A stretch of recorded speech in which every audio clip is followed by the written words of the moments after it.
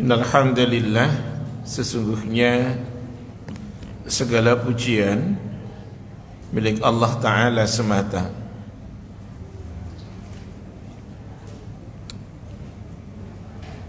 Nahmaduhu wa nasta'inuhu wa nastaghfiruhu wa nastahdihi wa natubu ilaih. Sebagai hambanya kita menyanjungnya, kita meminta pertolongan kepadanya, kita memohon ampunan kepadanya, kita memohon petunjuk juga kepadanya, serta kepadanya pula kita bertaubat. Wa na'udzu billahi min syururi anfusina wa sayyiati a'malina.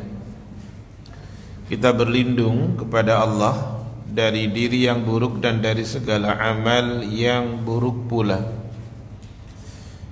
May yahdihillahu fala mudilla lahu wa may yudlil fala hadiyalah. Barang siapa yang Allah Ta'ala berikan petunjuk, maka tidak ada seorang pun yang dapat menyesatkannya. Dan siapapun yang Allah Ta'ala sesatkan, maka tidak ada seorang pun pula yang dapat menunjukinya.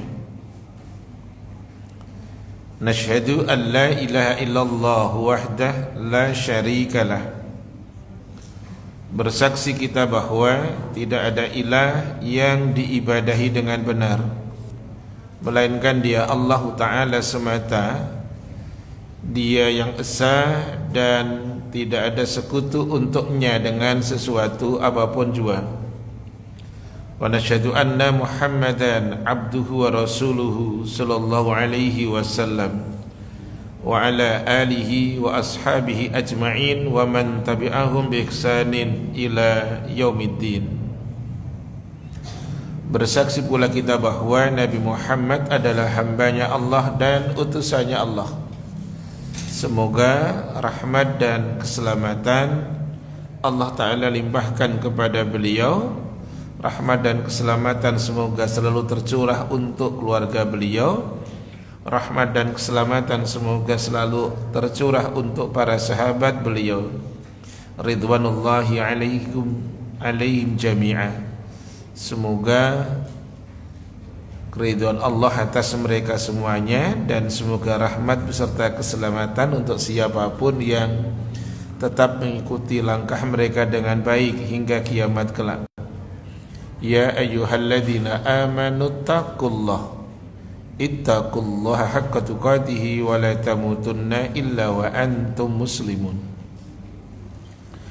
Yang artinya, wahai sekalian mukmin, bertakwalah kepada Allah dengan sebenar-benar ketakwaan. Janganlah kalian meninggal kecuali sebagai muslim. Taib.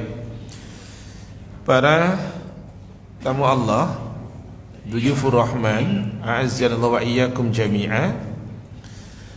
Syukran bikutumikum fi hadzal makan fi baitillah al-ikhlas wa jazakumullahu khaira. Semoga Allah memberikan balasan kepada antum dengan yang lebih baik. Kita akan mengkaji pada bab yang ke-17.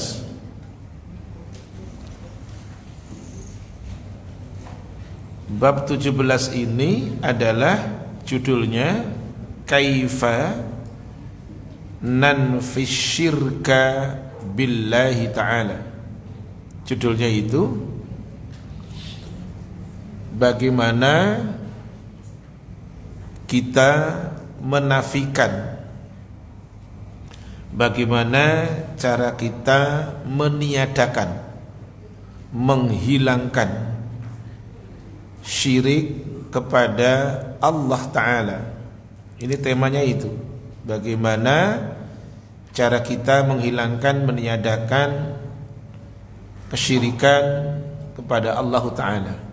Baik. Disampaikan oleh penulis kitab Syekh Muhammad bin Jamil Zainu, inna nafya syirk billahi ta'ala la yatimmu illa binafi thalathati anwa'in minasyirki. bahwa menghilangkan, meniadakan kesyirikan kepada Allah Ta'ala yang sudah merebak sangat masif di tengah masyarakat ini, caranya adalah la yatimu illa binafi thalathati anwa'in minasyirki.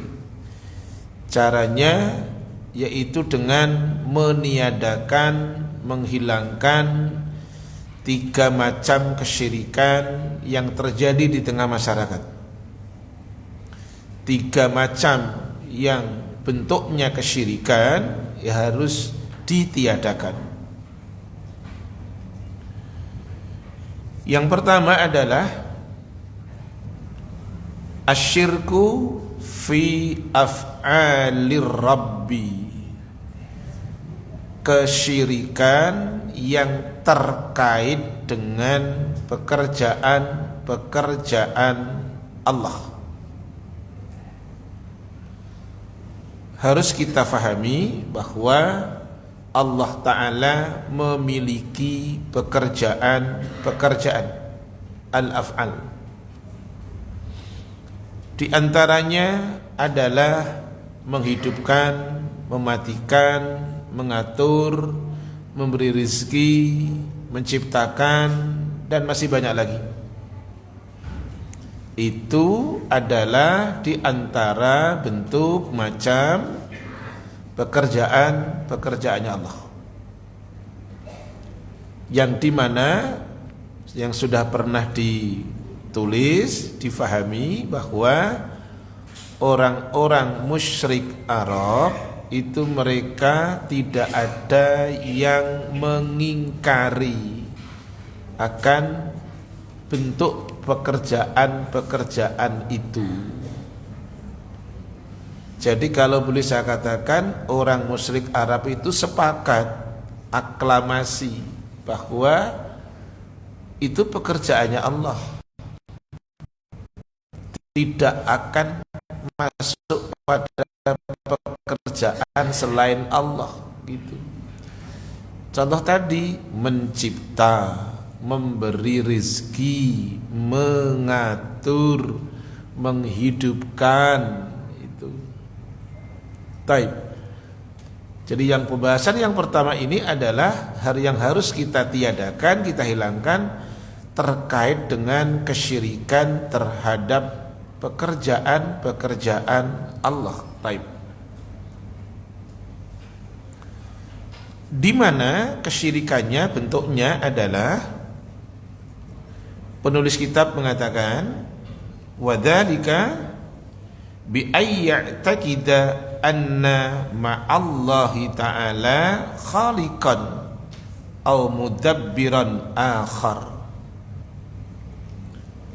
Dianggap kesyirikan terkait dengan pekerjaannya Allah karena ayya'taqida, meyakini, anna ma'allahi ta'ala khaliqan aw mudabbiran akhar, meyakini bersama dengan Allah terdapat pencipta, pengatur, pemberi rizki yang lain. Ini kesyirikan, meyakini selain Allah ada pencipta, ada pengatur selain dari Allah. Ini sudah masuk kepada mindset kesyirikan. Contohnya adalah ka'i'tiqadi ba'dis sufiyah. Contohnya adalah seperti keyakinannya sebagian orang sufi, yang dimana mindsetnya orang sufi tasawuf adalah bi anna Allah Ta'ala sallama ba'dha maqalidil umur ila ba'di awliyaih, bahwa di antara mindsetnya orang sufi adalah Mereka meyakini bahwa Allah Ta'ala menyerahkan sebagian dari urusan-urusan makhluknya itu diserahkan kepada sebagian para wali-wali.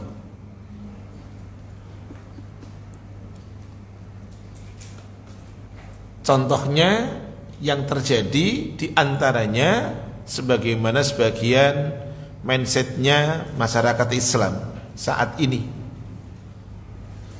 datang kepada wali, datang kepada orang pintar, kemudian untuk menanyakan nasib dia, masa depan dia, besok 2024 jadi ndak,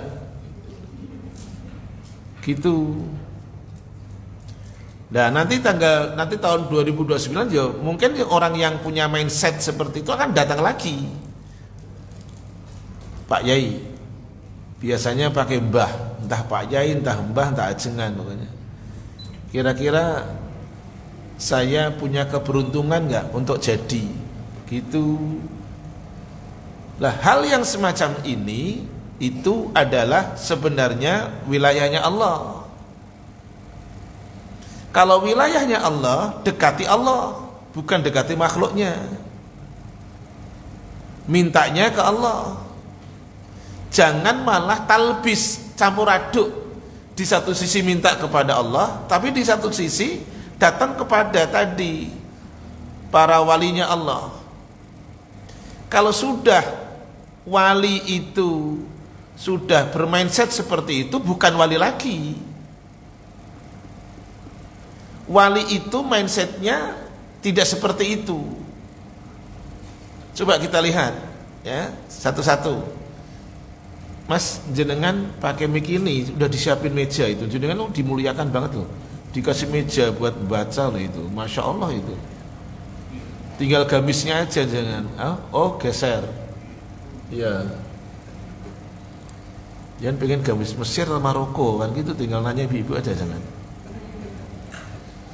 Yo, siapa wali itu? Jadi jenengan nanti akan anak dudukkan biar tahu mindset wali itu yang seperti apa. Suratnya 10. Monggo jenengan buka.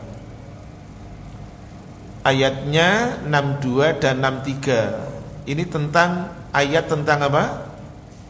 Walinya Allah, ya, jenengan buka tuh.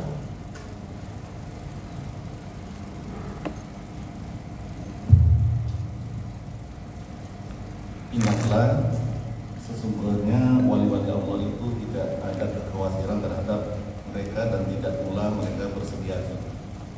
Terus ayat yang ke-63, yaitu orang-orang yang beriman dan mereka selalu bertakwa. Nah, jadi antum melalui ayat ini, khususnya di ayat 63, antum sudah ditunjukkan secara welo-welo. Apa tuh welo-welo ya? Jelas ya. Secara nyata wali itu bukan bisa terbang, tidak badannya di duta indah, rohnya lagi tawaf, bukan begitu. Karena sulit, tutorial seperti itu tuh sulit. Lah wali itu menurut ayat barusan syaratnya 2, mukmin dan muttaqin. Kalau kita mau mengerucut, ketemunya 1. Siapa wali itu? Ya Rasulullah SAW, contohnya wali. Dia mukmin, dia muttaqin. Rasulullah tidak pernah ditanya bisa menjawab soal masalah yang gaib aja tidak tahu. Maka ketika ditanya oleh Jibril alaihi salam di dalam Arba'in nomor urut 2 itu, Rasul ditanya tentang Islam dijawab dengan baik. Dijawab tentang iman, jawabannya benar. Ditanya tentang ihsan, jawabannya benar. Nah, jenengan buka di Arba'in nomor urut 2 lah ya. Jadi jenengan yang punya Arba'in tinggal nyatet aja. Lah, ketika ditanya tentang kapan kiamat, beliaunya jawabnya bukan nanti hari ini, enggak. Nanti tahun ini, enggak. Jadi kalau jawabannya tahun ini, orang kita yang bisa bilang begitu. tahun 2000. Oh gitu, nggak jadi kan, mak peletus gitu. 2012 nggak jadi juga. Tahun 99 nggak jadi juga. Jadi orang kita pada pintar nebak-nebak. Lah sementara jawabannya Rasulullah SAW ketika ditanya oleh Jibril alaihi salam, sebagaimana tertuang dalam Arba'in berapa tadi? Nomor 2, Rasul jawabnya begini, mal mas'ulu anha bi'a'lama minas sa'il. Jawabannya begitu, yang ditanya tidak lebih tahu daripada yang bertanya. Artinya saya tidak ngerti gitu. Nah, sementara mindset yang pertama ini adalah bahwa sebahagian umat Islam terjebak pada bahwa di samping Allah ada pencipta, pengatur selain Allah. Dan kalau kita mau mengerucut dengan orang musyrik dulu, orang kafir yang musyrik, ternyata pekerjaan-pekerjaan itu tidak akan disandarkan kepada selain Allah, tidak ada. Orang kekinian aja yang seperti itu. Gitu. Makanya datang kepada yang mengaku dirinya wali. Kalau wali nggak akan mengatakan tahu yang gaib, nggak akan mengatakan itu. Jadi ketika ada seorang, katakanlah namanya kiai, ajengan atau apapun, ketika didatangi orang seperti itu dan menanyakan, dia akan mengatakan, loh mas, nasibku sendiri aja aku nggak tahu. Begitu mestinya. Pak Kiai, ini kan saya sudah mencoba ini Pak Kiai dengan segala macam cara. Keberuntungan saya 2024 kira-kira gimana Pak Kiai? Wah, apalagi sampeyan mas, aku aja nggak ngerti mas, kan gitu. Itu mukmin, itu mutakin. Kenapa? Karena mutakin, mukmin itu dilandasi dengan ayat ini. Suratnya 31, ayatnya 34. Monggo.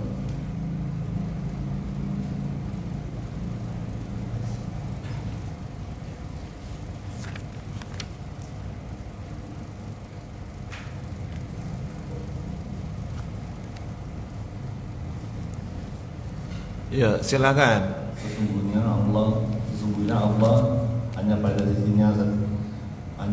sisinya saja. Lah. Ayo dah. Sesungguhnya Allah hanya pada sisinya sajalah pengetahuan tentang hari kiamat. Dan dialah yang menurunkan hujan dan mengetahui apa yang ada dalam rahim. Dan tiada seorang pun yang dapat mengetahui dengan pasti apa yang akan diusahakan besok. Terus, dan tiada seorang pun yang dapat mengetahui di bumi mana dia akan mati. Sesungguhnya Allah maha mengetahui lagi maha mengenal. Ini mindsetnya mukmin mesti seperti ini, dikemas, dibungkus dengan ayat ini. Ini semuanya rahasianya Allah. Maka bahasa terjemahannya tadi yang antum baca, yang kita dengar, semuanya dengar, kata-kata di sisi Allah sajalah. Kata sajalah berarti gak ada yang lain, cuma di sisi Allah saja. Bahasa Arabnya berbunyi innallaha indahu. Lo ngono. Sesungguhnya Allah di sisi dia saja, nggak ada di sisi yang lain. Satu, ilmu sa'ah, tentang ilmu kiamat, mata, when, kapan, itu wilayah Allah. Dua, yunazilul ghais, yang menurunkan hujan, di mana, kapan, bulan apa, nggak ada yang tahu. Tiga, yang ada dalam rahim. Yang keempat, apa yang akan dikerjakan manusia esok pagi, nggak ada yang tahu. Apalagi kok suruh ngurusin pilkada, ya kan? Ya nggak tahu. Makanya kalau walinya itu mukmin, aku akan menjawab, Pak Kiai, kira-kira keberuntungan saya gimana ya? Wah, saya nggak ngerti mas, untuk saya aja nggak ngerti, apalagi urusan kamu, kan gitu mestinya. Yang terakhir nomor 5, tidak ada seorang pun yang tahu di bumi mana dia meninggal, kan gitu. Dah, Anda lanjutkan yang di kitab. Wa hadzal i'tiqadu lam yaqulhu al-musyrikuna qabla al-Islam. Mindsetnya orang Islam, sebagian orang Islam saat ini seperti mindsetnya orang Sufi tadi, yang meyakini bahwa di samping Allah ada pencipta, pengatur lain selain Allah. Dikatakan oleh penulis kitab, wa hadzal i'tiqadu, keyakinan i'tiqad semacam ini, lam yaqulhu al-musyrikun qabla al-Islam. Tidak pernah mindset seperti itu ada. Mindset itu di kalangan orang musyrik sebelum Islam. Tidak ada. Jadi mindsetnya orang musyrik sebelum Islam itu ketika ditanya, siapa pencipta? Allah, Pak. Begitu. Pengatur siapa, Pak? Allah. Loh, begitu. Orang musyrik itu. Berarti secara mindset itu benar kan? Benar. Orang musyrik itu yang rusak bukan dari sisi mindsetnya tentang pekerjaan-pekerjaannya Allah. Orang musyrik itu yang rusak baru dari sisi tentang siapa yang disembah. Itu orang musyrik yang rusak. Jadi kalau masyarakat antah berantah, negeri Konoha atau apa namanya, rusaknya bukan hanya soal masalah siapa yang disembah, termasuk mindsetnya itu. Ada pekerjaan lain yang selain Allah. Nah itu masalahnya. Taib. Maka datangnya kepada wali-wali tadi, minta berkah, minta panjang umur, rizkinya banyak, macam-macam. Yuk sekarang jenengan baca suratnya 10 ayatnya 31 Yunus. Dari 4 pertanyaan, maaf saya ulang, anak ulang, di surat 10 ayat 31 ada 4 pertanyaan yang ditanyakan oleh Rasulullah SAW atas perintah Allah tuh kepada orang Arab musyrik. Jawabannya Allah semuanya. Coba jangan baca tuh. Katakanlah, siapa yang memberi rezeki kepadamu dari langit dan bumi, atau siapakah yang kuasa menciptakan pendengaran dan penglihatan, dan siapakah yang mengeluarkan yang hidup dari yang mati dan mengeluarkan yang mati dari yang hidup, dan siapakah yang mengatur segala urusan? Maka mereka akan menjawab Allah. Maka katakanlah, mengapa kamu tidak bertakwa kepada-Nya? Ini yang terjadi. Apa jawabannya tadi? Allah semuanya. Ayat 31 surat 10, dari 4 pertanyaan semuanya bermuara pada satu nama. Kan hebat. Berarti orang musyrik dulu. Waktu ditanya siapa pemberi rezeki, dia bilang bukan lain, Allah. Pencipta, dia bilang Allah. Yang masukkan, yang mengeluarkan, orang musyrik bilang Allah. Pertanyaan terakhir, siapa pengatur? Kata mereka Allah juga. Rasul hanya menanyakan, loh kamu tuh tahu Allah, tapi kenapa ibadahnya tidak ke Allah? Itu.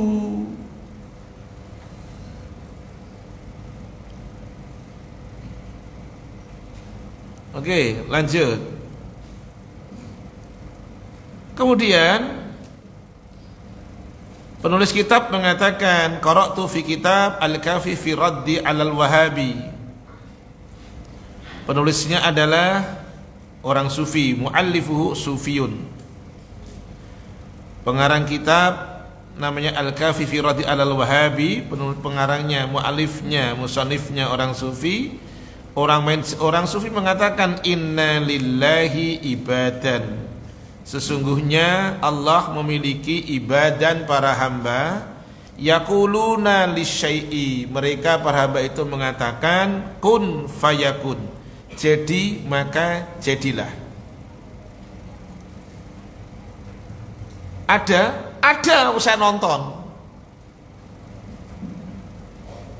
Saya ulang, ada, saya nonton itu. Pengisi pagi acara TV swasta. Acaranya tentang pengobatan. Udah gak usah bisik-bisik, gak usah noleh kanan kiri gak usah. Isinya pengobatan. Kemudian setelah itu, kemudian ada komunikasi apa masalah, terakhir doa.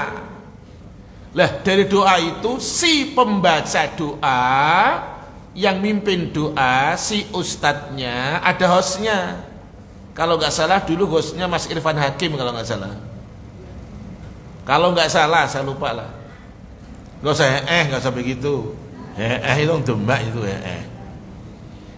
Lah si pembaca doa sambil mengucapkan alhamdulillah. Terus terakhir ujung-ujungnya gini, kun fayakun. Gitu.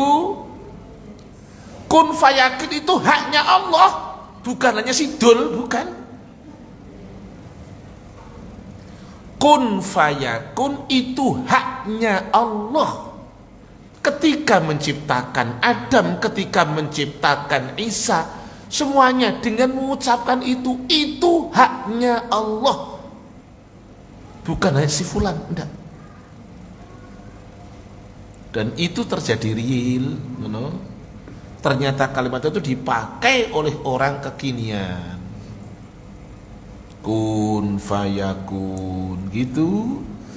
Coba. Karena ustadznya laki-laki, ya kan? Taib, kita lihat sekarang di dalam kitab. Wal Qur'anu yukadzibuhum. Quran mendustakan mereka, orang-orang yang punya mindset seperti itu.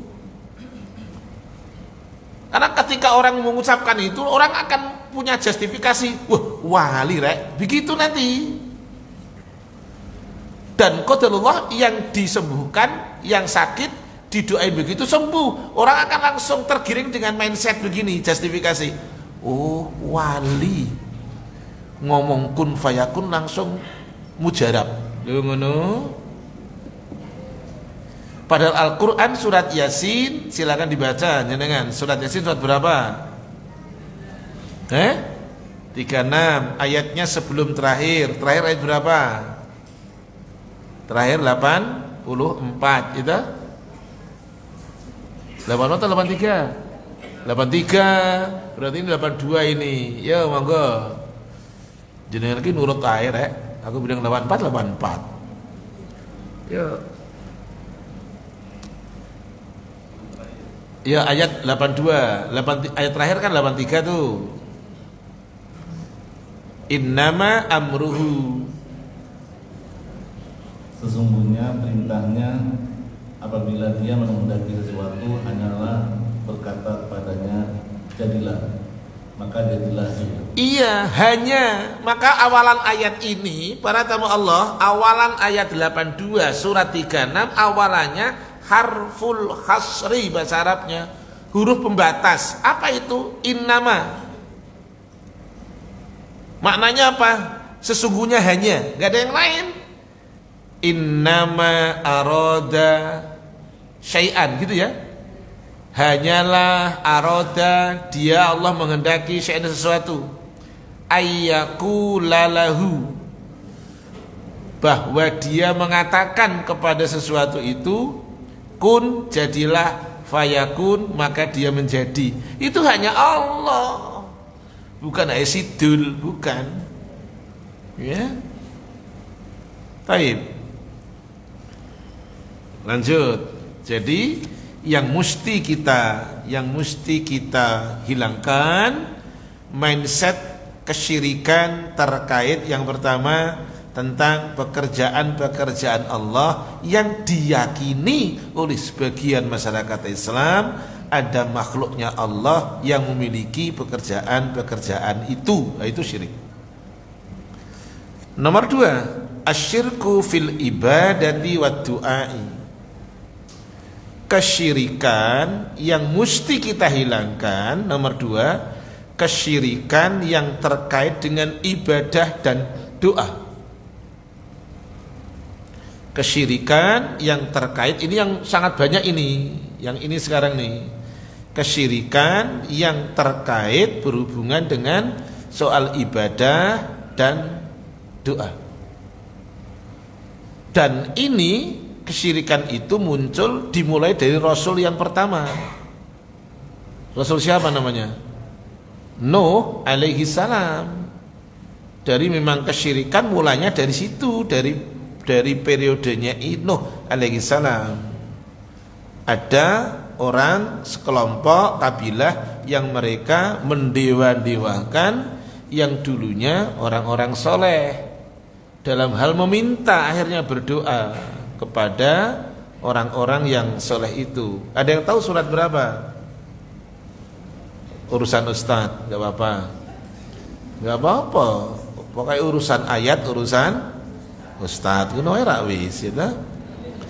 Yo, suratnya jenengan jangan pakai itu, pakai Quran terjemah. Nggih, enggak oleh pakai itu karena ada catatan kaki. Pak, niku digeser, Pak. Lah, aja niku lho. Lah, aja diumpetke aja. Monggo. Lah. Dah. Mari kita lihat. Antum yang punya HP memang qadarullah tidak ada catatan kaki, sengaja beliaunya saya minta tolong untuk apa? Membuka Quran yang terjemah. Suratnya 71. Suratnya berapa? 71. Ayatnya berapa? 23 ya. Monggo. Dengan baca.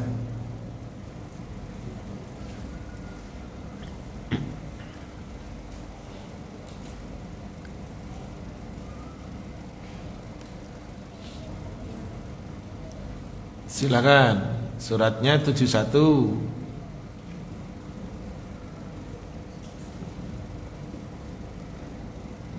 Dan mereka berkata, janganlah sekali-sekali kamu meninggalkan penyembahan tuhan-tuhan kamu, dan jangan pula sekali-sekali kamu meninggalkan penyembahan Wat, dan jangan pula Suwas,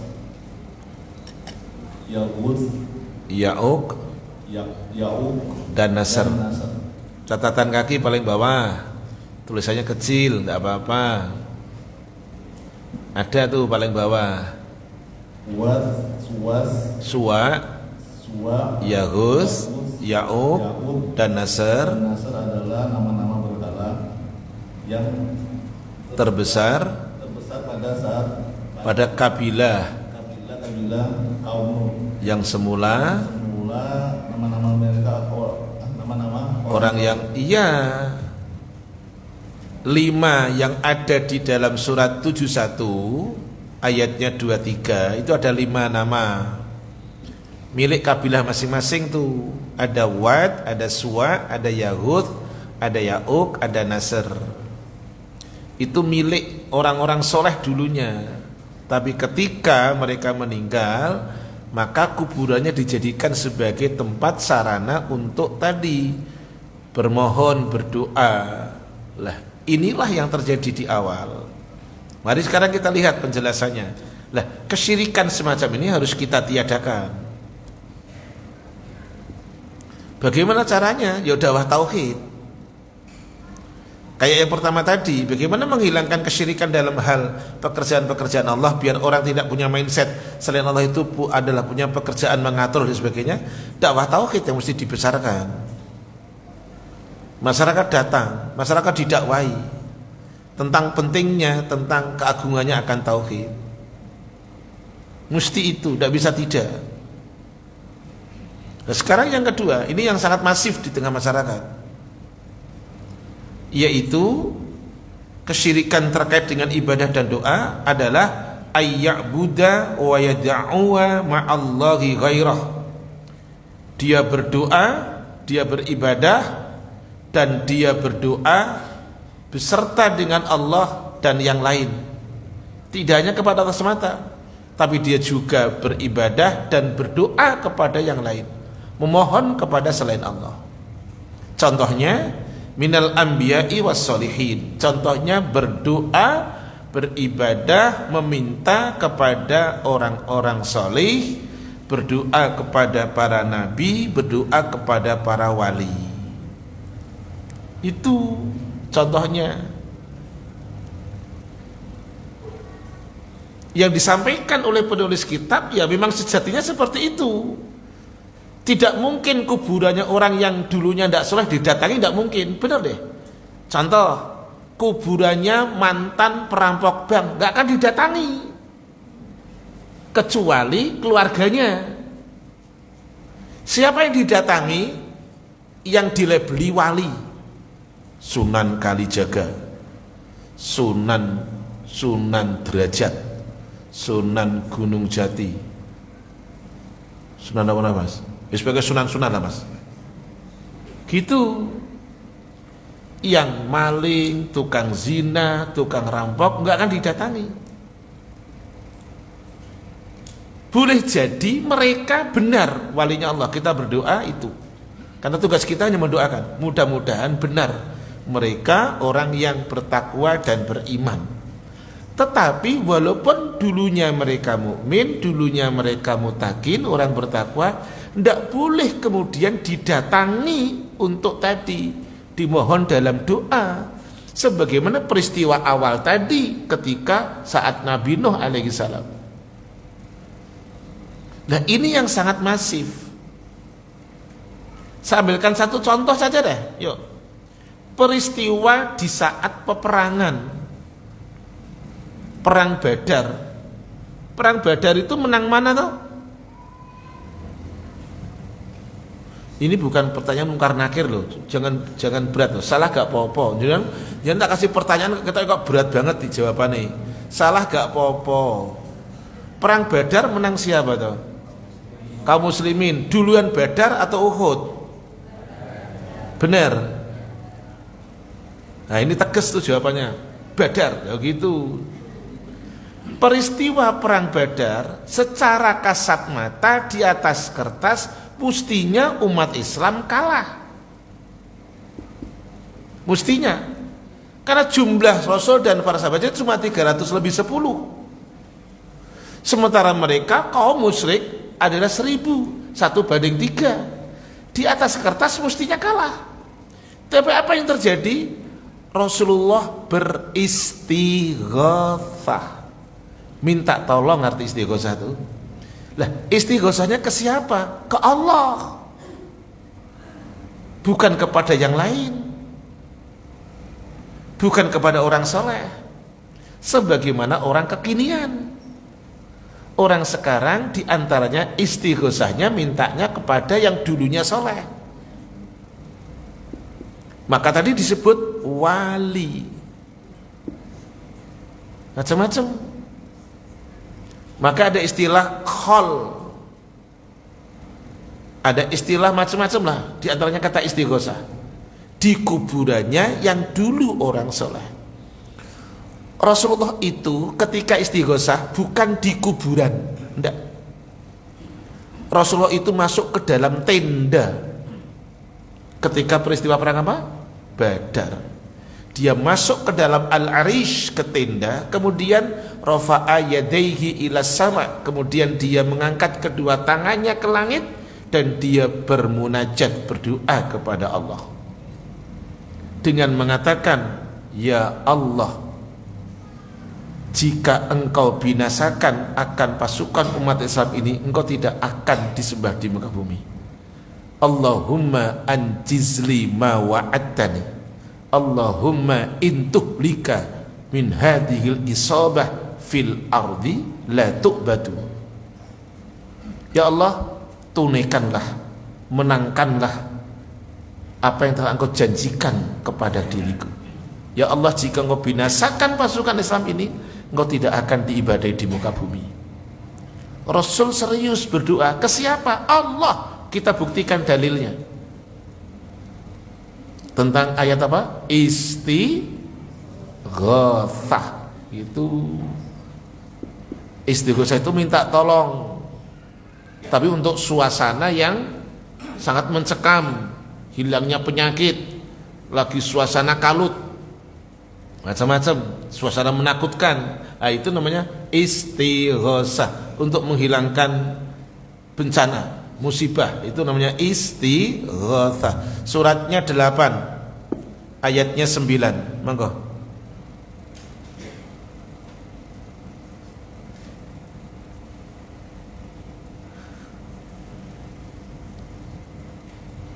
Ingatlah ketika kamu memohon pertolongan kepada Tuhanmu, lalu diperkenankannya bagimu, sesungguhnya aku akan mendatangkan bala bantuan kepadamu dengan 1000 malaikat yang datang berturut-turut. Ya. Ini dalilnya, Anda bacakan Arabnya. Id tastaghithuna rabbakum fastajaba lakum anni mumiddukum bi alfim. Pakai minal malaikat atau enggak? Minal. Bi alfim minal malaikati murdifin. Ingatlah ketika tastaghithuna, kalian istighosah. Ngono. Ke siapa? Rabbakum. Jadi istighosah itu bagian dari ibadah, mestinya ke Allah, bukan kepada orang soleh, bukan kepada para nabi, bukan kepada para wali. Lu ayatnya begitu, Rasul saja kepada Allah langsung. Akhirnya apa? Didatangkan 1000 malaikat yang mereka akhirnya bisa mengalahkan pasukan orang musyrik. Gitu. Lah, di sini dikatakan oleh penulis kitab ayya'buda wa yad'uwa ma'allahi ghairah, yaitu kesyirikan dalam ibadah dan kesyirikan dalam doa, yaitu beribadah dan berdoa kepada selain Allah, baik itu kepada para nabi, baik itu kepada orang soleh, baik itu kepada wali. Kal istighosati bihim wa du'aihim, seperti istighosah minta tolong kepada mereka dan berdoa kepada mereka indasyadaidi awiraha, di saat mereka terdapat kesempitan maupun kelapangan. Ini adalah contoh kesyirikan yang mesti kita hilangkan. Caranya gimana? Ya besarkan dakwah tauhid. Anda lanjut. Penulis kitab ini cantik cara mengantarkannya. Wa hadza ma'al asaf. Kondisi ini sangat ironis. Tuh, kondisi umat Islam sekarang ini sangat ironis. Kathirun fi hadhil ummah, terdapat banyak di umat ini. Umat apa itu? Umat Islam. Ini gak akan nyoroti orang yang gak Islam, enggak. Ini yang disoroti umat Islam. Wa hadza malasaf, sangat ironis ini kondisinya. Kathirun fi hadhil ummah, banyak sekali dari umat Islam ini yahmilu wa wizrahu al-akbar ba'dul masyayikh. Ironis, kebanyakan umat Islam jatuh seperti ini. Dan yahmilu wizrah, dan yang menanggung al-wizru, dosanya adalah bukan dosa kecil nih, wizrul akbar. Dan yang menanggung dosa besar ini adalah ba'dul masyayikh, sebagian para syekh, sebagian para guru, sebagian para asatidah, alladzina yu'ayyiduna hadzal nau'i minasyirki, yang para syekh, para guru, para ajengan, para kiai, para asatidah yu'ayyiduna, mereka malah mendukung, mereka malah mengokohkan, mereka malah menekankan, mereka mendukung hadzal nau'i minasyirki, kesyirikan yang seperti ini. Mereka didukung. Masyarakat dakwah itu adalah objek dakwah. Kalau bicara objek dakwah berarti ada pelaku dakwah. Anak ulang, kalau ada al-mad'u, ada ad-da'i. Kalau ada al-mad'u, masyarakat dakwah yang didakwai, ada pelaku dakwahnya. Masyarakat itu objek dakwah. Masyarakat kita sebahagian besar itu terperangkap pada kondisi hulu, berlebih-lebihan dengan sang tokoh. Kalau sudah hulu, berlebih-lebihan dengan sang tokoh, apapun yang disampaikan sang tokoh akan dijustifikasi kebenarannya, dan ini membahayakan. Maka kalau sudah dia hulu, akan menjustifikasi apapun dikatakan itu benar, maka akan mengatakan pokoknya kiaiku bener. Kalau sudah terjustifikasi seperti itu, mengerikan. Tidak bedanya dengan mindsetnya orang Nasoro. Tidak mau dong, masa disamakan dengan kaum Nasoro? Yo tidak mau. Tapi mindset itu bukan mindsetnya Muslim, itu mindsetnya kaum Nasoro. Kita buktikan. Jadi biar saya tidak asal pukul, enggak no. Harus ada pendalilannya. Pakai Quran terjemah, jangan handphone. Jangan handphone jenengan tidak ada apa? Catatan kaki. Yang ada cuman kaki tok tuh jenengan, ya tak? Nah ini yang ada Quran terjemah, ada catatan kakinya nih. Akibat apa tadi? Hulu loh ya. Akibat apa? Hulu. Hulu itu tulisannya pakai rin ya. Rin, lam dan wawu. Huluwun. Artinya apa? Berlebih-lebihan. Ya. Suratnya 9. At-Taubah. Ayatnya 31. Monggo. Enggak. Mereka menjadikan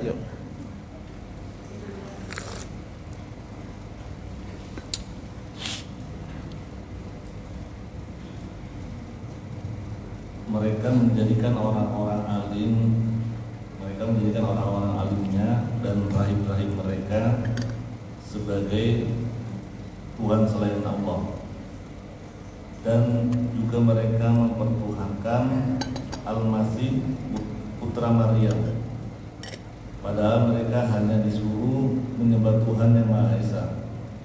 Tidak ada Tuhan yang berhak disembah selain Dia. Maha suci Allah dari apa yang mereka persekutukan. Iya.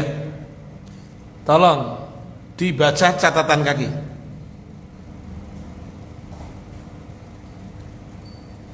Maksud dari mereka sebagai Tuhan selain Allah,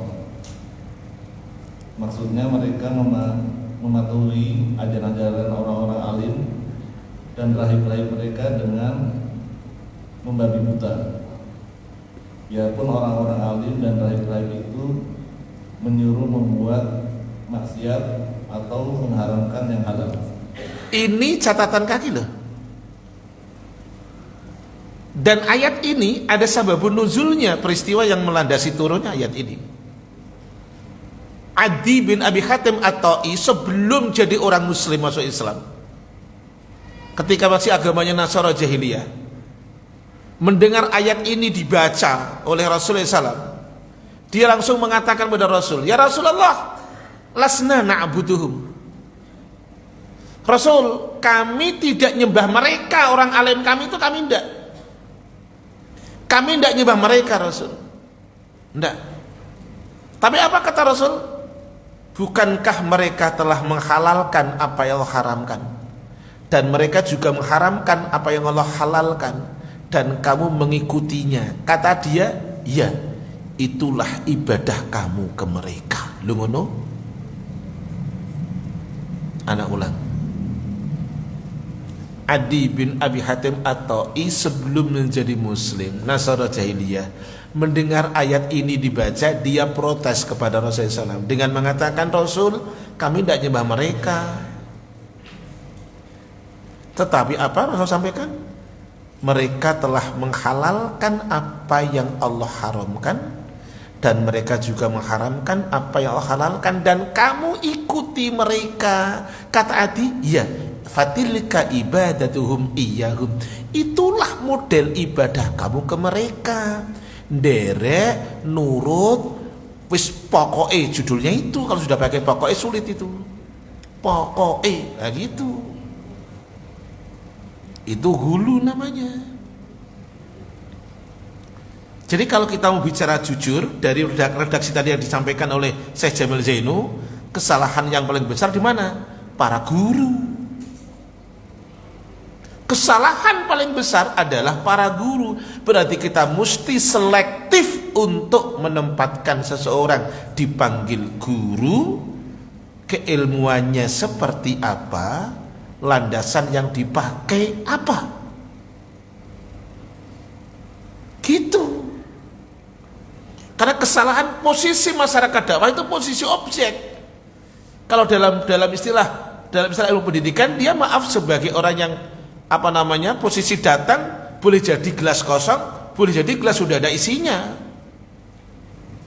Dia objek penerima dakwah. Maka kesalahan yang pertama adalah ketika sang guru menyampaikan dan itu dhaif, dan itu maudhu, dan itu lemah, dan itu palsu. Sangat mengerikan. Contoh, di sini dikatakan, ana ulang, yahmilu wizrahu al-akbar ba'dul masyayikh. Ana ulang, yang menanggung dosa besarnya tentu adalah para masyayikh, para guru, para ustadz dan sebagainya, alladzina yu'ayyiduna hadzal nau'im minasyirki, yang mereka mendukung, mereka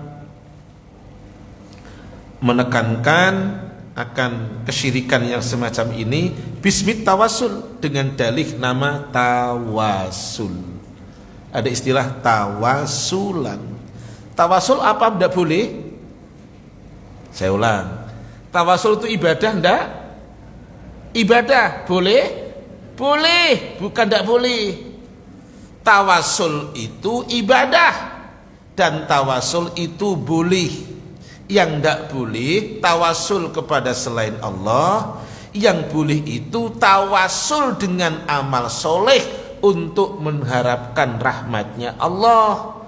Jadi tawasul dengan mendekatkan diri kepada Allah, jangan kepada selain Allah.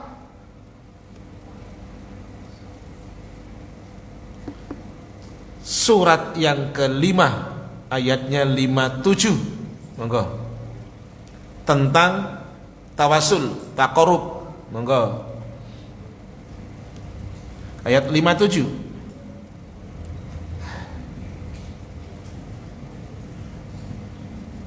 Hai orang-orang. Saya salah. Tuh kan langsung ingat saya.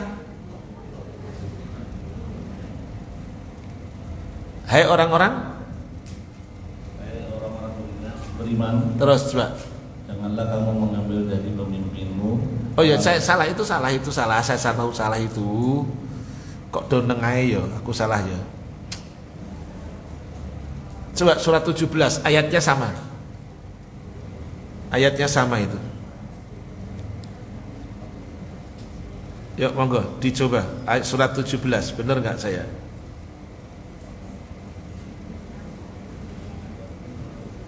Yo, coba toh dibaca toh. Ayat 57. Tepat sekali. Memang kudu buka kamus barang kok lah. Yo, monggo. Orang-orang yang mereka seru itu, mereka sendiri mencari jalan kepada Tuhan mereka. Iya. Siapa di antara mereka yang lebih dekat kepada Allah dan mengharap rahmatnya dan takut akan azabnya. Sesungguhnya azab Tuhanmu adalah sesuatu yang harus ditakuti. Perhatikan ayatnya, ulaikal ladzina yad'una yabtahuna ila rabbihim alwasilah. Orang-orang yang mereka doa, orang-orang yang mereka seru, orang-orang yang mereka mohon Mereka itu dulunya berharap kepada Allah, mencari kepada Allah dengan jalan al-wasilah, berperantara. Contohnya, nanti buka yang punya kitab Riyadhus Shalihin, di bab yang pertama, bab tentang niat. Dulu kata Rasul ada 3 orang yang terjerembab, ada yang terperangkap masuk ke dalam gua. 3 orang itu kemudian ingin keluar dari gua. Maka mereka masing-masing menunjukkan kepada Allah akan amal solehnya yang pernah dilakukan. Si A yang pertama menyampaikan bertawasul dengan amal solehnya berupa bakti ke orang tua. Orang yang kedua bertawasul dengan amal solehnya enggak jadi zina. Orang yang ketiga bertawasul dengan amal solehnya, yaitu dia amanah dengan gaji karyawannya. Maka 3-tiganya menyampaikan amal solehnya kepada Allah. Itu namanya tawasul. Jadi tawasul itu berperantara dengan amal soleh, gitu. Bukan berperantara dengan orang yang dulunya soleh, bukan. Pahami, bertawasul itu dengan amal soleh, bukan bertawasul dengan yang dulunya orangnya soleh. Rasul sekarang sudah meninggal, boleh, tidak boleh jadikan sebagai alat untuk tawasul. Datang ke kuburannya, minta ke dia, enggak, gitu. Taib, Anda lanjutkan. Yusammunahu bi ghairi ismi. Mereka menamainya dengan yang bukan namanya. Li'anna tawassula talabu minallahi ta'ala biwasitah. Tawasul itu minta kepada Allah dengan melalui perantara langsung kepada Allah. Wa hadzal ladzi yaf'alunahu talabun min ghairillah. Dan kesyirikan ini mereka mengerjakannya mintanya kepada selain Allah. Kaqaulihim, seperti ucapan mereka, al-madad, ya Rasulullah, tolonglah kami wahai Rasul. Tuh, Rasul sudah meninggal. Mereka mengatakan, tolonglah kami wahai Rasul, tolonglah kami wahai Syekh Abdul Qadir Jailani, tolonglah kami wahai syekh dan lain sebagainya. Ini kesyirikan dalam ibadah dan doa yang masif ini di tengah masyarakat Islam. Gitu. Gimana caranya memperbesar dakwah tauhid? Enggak ada lagi. Memperbesar dakwah tauhid. Orang terima atau tidak itu nomor sekian. Yang penting diperbesar dakwah tauhid. Supaya orang tadi hanya mengesahkan Allah, hanya ke Allah, tidak lari kepada selain Allah Ta'ala. Taib. Demikian. Selanjutnya penulis kitab mengatakan wa hadza talabu ibadah. Permohonan ini adalah ibadah li ghairillah, tidak boleh untuk selain Allah. Li annahu du'aun, sesungguhnya doa adalah merupakan satu ibadah sebagaimana hadis di dalam hadis dari Nu'man bin Bashir radhiyallahu an, Rasulullah SAW sampaikan ad-du'a'u huwa al-ibadah. Doa adalah ibadah. Kalau ibadah berarti demikian. Para tamu Allah, silakan dicatat parameter ibadah yang disampaikan oleh Syekhul Islam Ibnu Taimiyah. Beliaunya mengatakan adalah al-ibadatu hiya ismun jami'un likulli ma yuhibbuhullahu wa yardahu adh-dhahiratu wal batinatu minal aqwali wal a'mal.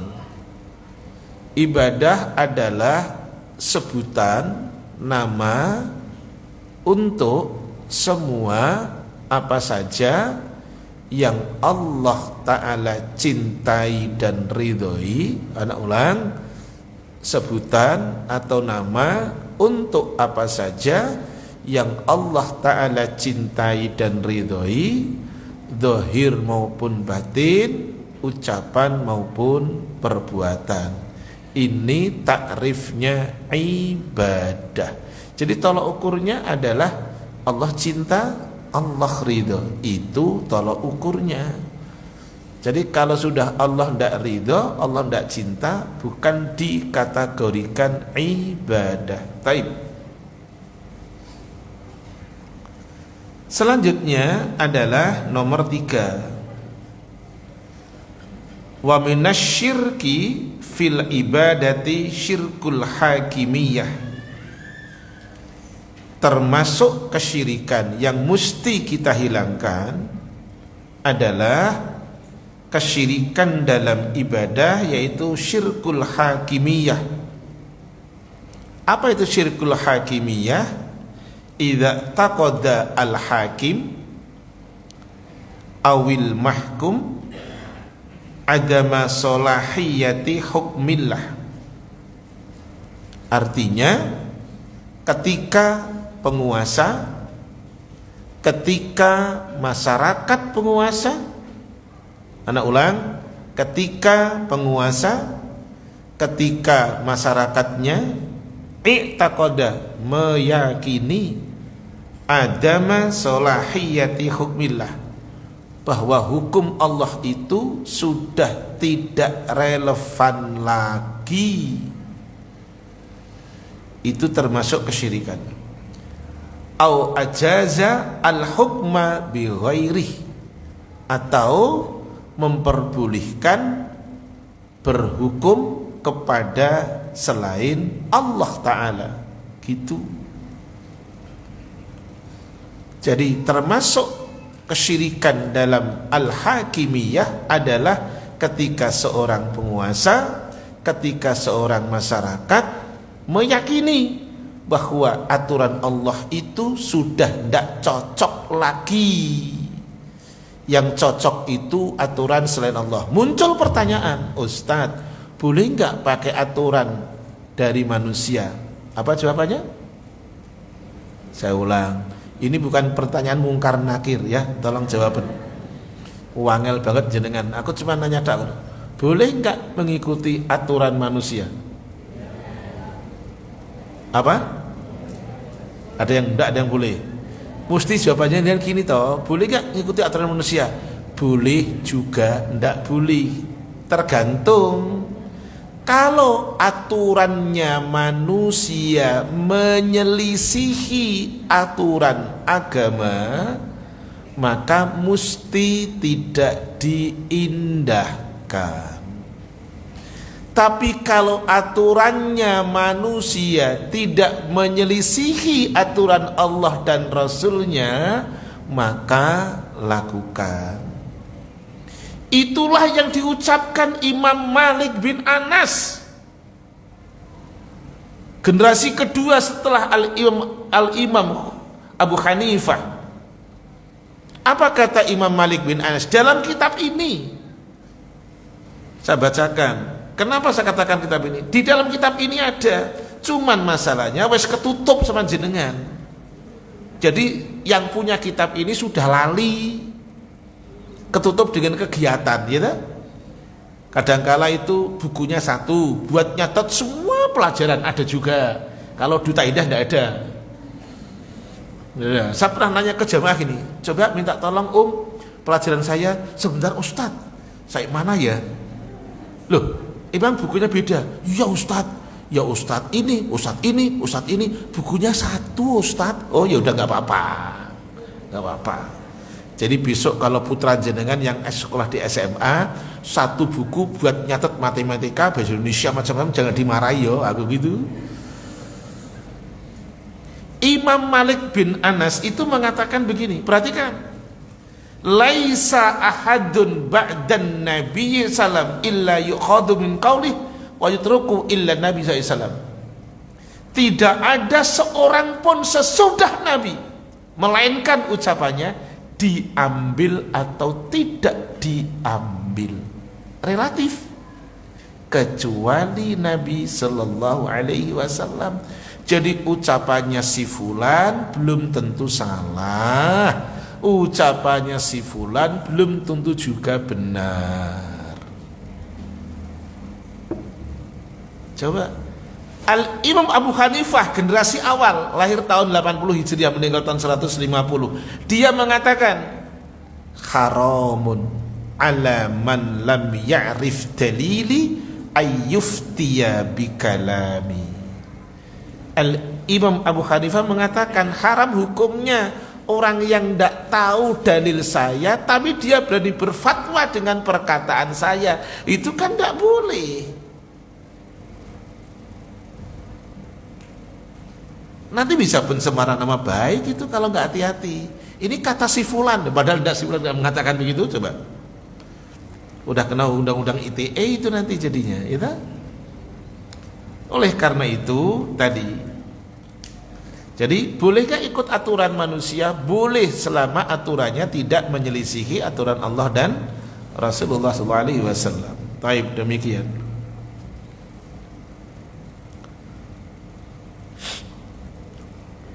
Yang keempat,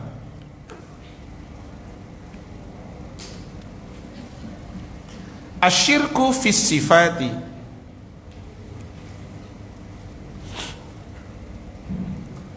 Nomor 3 tadi yang mesti kita hilangkan, mindset masyarakat bahwa hukum Allah itu dikatakan sudah tidak relevan. Nah, ini yang harus dihilangkan, ya. Yang keempat, asyirku fis sifati. Kesyirikan yang mesti kita hilangkan yang keempat adalah kesyirikan terkait dengan sifat Allah. Yang dijustifikasi bagaimana penjelasannya? Bi ayya sifat ba'dha khalqih, mensifati makhluknya Allah, mensifati sebagian makhluknya Allah, ini termasuk kesyirikan dalam sifat. Minal anbiya'i, termasuk yang yang disandarkan para nabi. Wal auliya'i, mensifati para nabi, mensifati para wali. Was sholihin, mensifati orang-orang saleh. Wa ghairihim, dan lain sebagainya. Bi ba'dhis sifatil khassati billahi azza wa jalla, dengan mensifati sebagian sifat khusus untuk Allah Ta'ala yang mereka disifati dengan sifat Allah. Contohnya ka ilmil ghaibi, mereka itu tahu perkara gaib. Nah itu contoh. Jenengan, saya qadarullah, ya, pernah selintas nonton tahu acara ini. Saat ini sudah tidak ada. TV ini miliknya keluarga yang putranya jadi ketua Kadin saat ini. Aku sampai apal sampean. Pokoknya ngono lah, pokoknya gitulah. Abi nggak usah bisik-bisik ke tetangga, nggak usah. Pokoknya saya ngasih tahu. TV ini pernah ada iklan yang seperti ini. Kamu tidak pantas kerja di air, kamu pantasnya kerja di darat. Jadi ada orang yang nanya kepada si orang, si fulan ini ditanya karena sebagai seorang katakanlah supranatural atau apa, kamu tidak pantas kerja di air, kerjanya pantasnya di darat. Oh iya, dia nggak bisa renang kok, itu. Nah, iya. Lah, hal semacam ini itu termasuk ilmul ghaibi. Sekarang udah tidak ada itu. Jadi kayaknya sudah ratingnya sudah jatuh. Oke? Manusia yang paling sempurna, manusia paling hebat, akhlaknya paling baik, omongannya adalah dia wahyu, Itu Rasulullah SAW dikatakan dalam surat An-Najm 4:3 dan 4, wa may yantiqu 'anil hawa in huwa illa wahyu yuha. Omongan Rasul itu nggak ada yang salah. Itu saja Rasulullah SAW tidak tahu perkara yang ghaib. Suratnya 7 ayatnya 188. Jangan baca. Rasul saja tidak tahu. Enggak.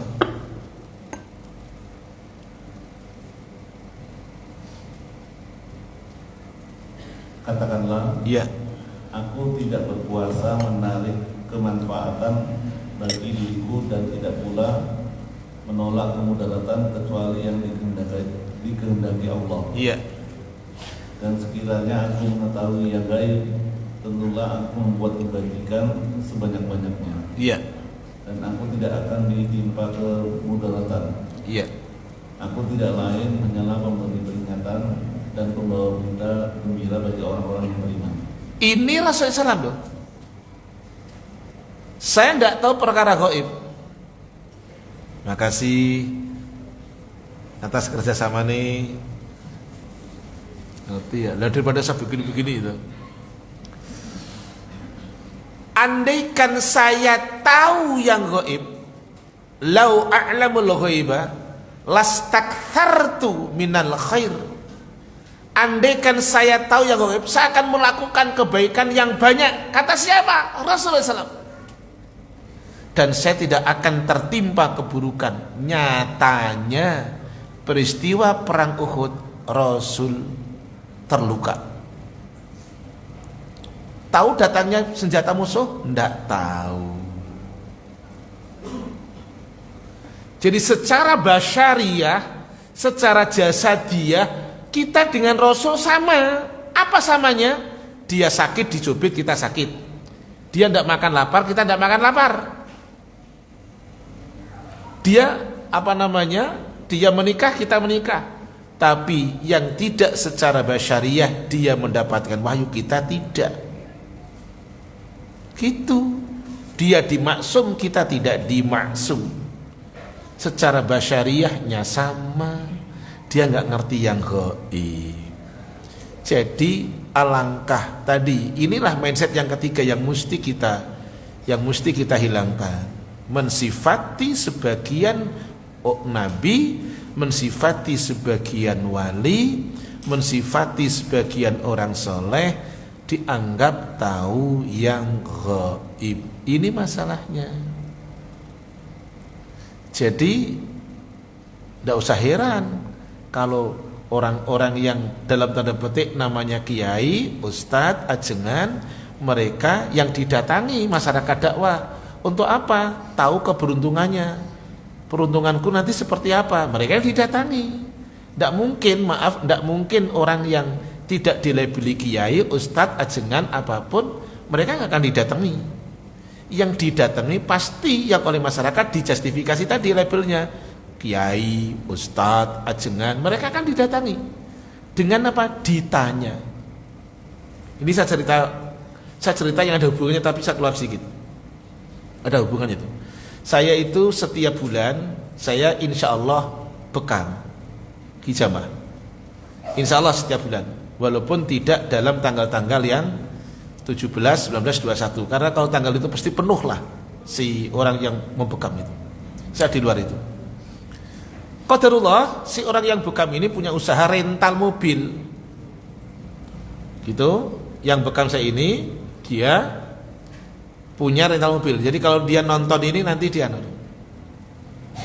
Qadarullah, mobilnya itu mobil temennya yang dimasukkan ke dalam rentalan dia. Anak Brebes yang temennya itu. Mobilnya kalau nggak salah Kalia atau Sigra lah, pokoknya gitu, yang seatnya 3 itu. Qadarullah hilang, diambil sama orang yang rental. Lah si masih yang bekam ini nanya ke saya sambil bekam, Pak Kiai gitu, ada apa? Manggil saya Pak Kiai. Untung nggak ditambahi Gus Kiai, untung nggak gitu ya pokoknya. Pak Kiai, ada apa? Sambil bekam. mau nanya boleh nggak Pak Yai? Boleh gitu. Pak Yai, saya tuh habis kena musibah Pak Yai. Kenapa mobil saya hilang Pak Yai? Saya bilang nih, ya Allah innalillah, mudah-mudahan lekas bisa cepat kembali ya gitu. Pak Yai boleh nanya nggak kira-kira mobil saya kira-kira posisinya di mana Pak Yai? Ya gitu. Saya bilang mobilnya masih di tangan orang itu Mas, masih di tangan orang, bener kan? Masa di tangan demit? Masih di tangan orang Mas, kan bener toh? Udah. Habis itu besok saya nggak pekam lagi buat dia saya. Wah, saya pikir gini, wah ini nanti kalau saya tunjukkan pakai saya berlagak ngerti, wah orang akan datang ke rumah saya semuanya ini, menanyakan suaminya minggat kemana, masih ada enggak, istrinya minggat kemana, oh, repot kan? Bulan depan saya nggak panggil dia SMS, Pak Yai sudah nggak pekam lagi, Mas di PBR aja, bekam dan ruqyah gitu. Ya inilah terjadi seperti itu. Maka tadi sama kan, yang biasanya dilabeli kiai, labeli ustadz, labeli ajengan, itu yang mereka yakini tahu perkara yang gaib. Nah, ini berbahaya. Sekali lagi, menghilangkan ini semuanya harus dengan pembinaan tarbiyah soal akidah. Tidak bisa tidak. Jadi memang tauhid harus dikuatkan, tidak bisa tidak.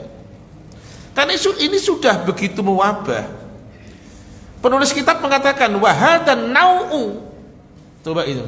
Wahadan nau'u, kesyirikan yang semacam ini, meyakini orang itu punya tahu ilmu gaib, muntasyirun bainas sufiyah, di kalangan masyarakat sufi sudah tersebar semacam ini. Wa man ta'aththara bihim kaqaulil Busyairi, jadi terpengaruh dengan perkataan Busyairi. Ini ada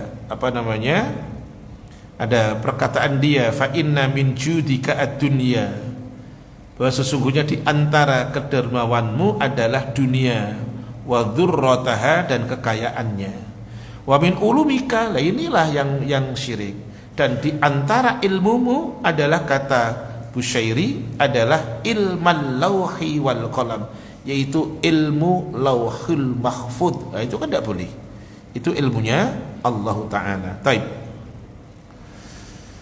Selanjutnya adalah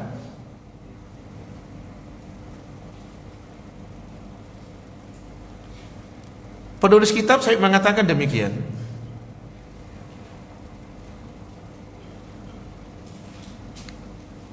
Ini sekarang saya tunjukkan. Wa min huna ja'a dhulalul ba'di dajjalin. Dari sini maka orang-orang pendusta datang, yang dimana mereka para pendusta tadi alladzina yaz'umuna, mereka meyakini, mereka menyangka ru'yatar rasuli yaqadhata, mereka menyangka bahwa melihat Rasul itu adalah dalam kasat mata, bukan dalam mimpi. Ini adalah ungkapan yang disampaikan para pendusta. Saya tadi melihat Rasul, saya tadi melihat Anda, apalagi sampai mengatakan dirinya Rasul. Sangat tidak mungkin melihat Rasul dalam kasat mata, kondisi terjaga. Wa yas'alunahu amma khafiya alaihim min bawatinin nufus. Dan mereka tadi masyarakat dakwah yang melakukan kesyirikan, yas'alunahu amma khafiya alaihim, mereka menanyakan sesuatu yang rahasia atas diri mereka, min bawatini nufus, dari yang bersifat batin. Itu. Mereka menanyakan perkara yang batin. Dan ini termasuk adalah kesyirikan di dalam sifat Allah Ta'ala tadi.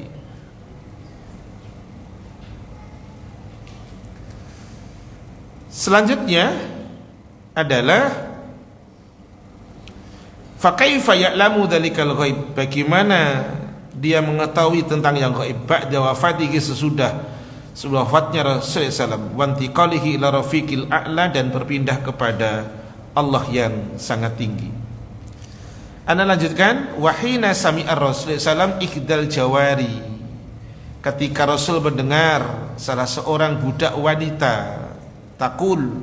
Jadi Rasulullah SAW pernah mendengar ada seorang budak wanita yang mengatakan, wafina nabiyun, di tengah kami ada seorang nabi. Ya'lamu ma fi ghadin. Nabi itu mengetahui yang akan terjadi esok. Nabi mendengar ada seorang budak wanita yang mengatakan wafina nabiyun. Di tengah kami itu ada seorang nabi. Ya'lamu ma fi ghadin. Nabi itu tahu yang akan terjadi esok. Faqala laha. Maka Nabi mengatakan kepada wanita, budak wanita ini dengan mengatakan da'i hada. Tinggalkan ucapanmu ini. Tuh, tidak boleh da'i, da itu tinggalkan. Karena wanita da'i hada. Bentuk kata kerja perintah posisinya adalah mufrad muannas. Kalau untuk laki-laki da itu.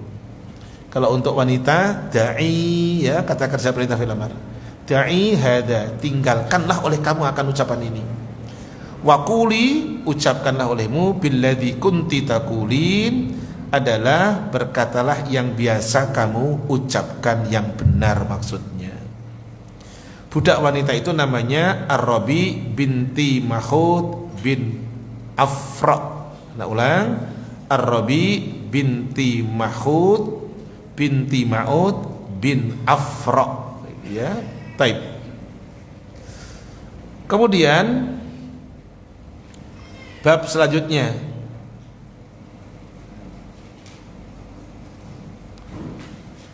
man huwa al-muwahhid. Siapa yang disebut muwahhid? Muwahhid artinya orang yang bertauhid. Itu bahasa Arab itu, ya. Sekarang muwahhid artinya orang yang bertauhid. Siapa orang yang bertauhid itu? Penulis kitab mengatakan hadhil anwa'u ats-tsalatsatu minasyirki. 3 macam kesyirikan tadi, kesyirikan di dalam pekerjaannya Allah, masyarakat kita ada, kesyirikan dalam sifatnya Allah, kesyirikan dalam ibadah dan doa. Man nafaha anillahi fawahhadahu fi dzatihi wa fi ibadihi wa du'aihi fi sifatihi fahuwa al-muwahhid. Tuh, gitu. Siapa yang dapat meniadakan, menghilangkan 3 kesyirikan tadi dalam dirinya, tentu siapa yang bisa menghilangkan, siapa yang tidak melakukan 3 kesyirikan tadi, fawahadahu fi dzatihi, mengesahkan Allah dalam zatnya, wa fi ibadihi, dan beribadah kepadanya, wa du'aihi, dan berdoa kepadanya, wa fi sifatihi, di dalam sifat-sifatnya, fahuwa al-wahid, itu orang yang muwahhid namanya. Muwahhid itu bahasa Arab, artinya orang yang mengesahkan Allah. Jadi siapa orang yang mengesahkan Allah? Ketika 3 kesyirikan tadi tidak ada di dalam dirinya. Tidak mensifati pekerjaan Allah ada pada selain Allah.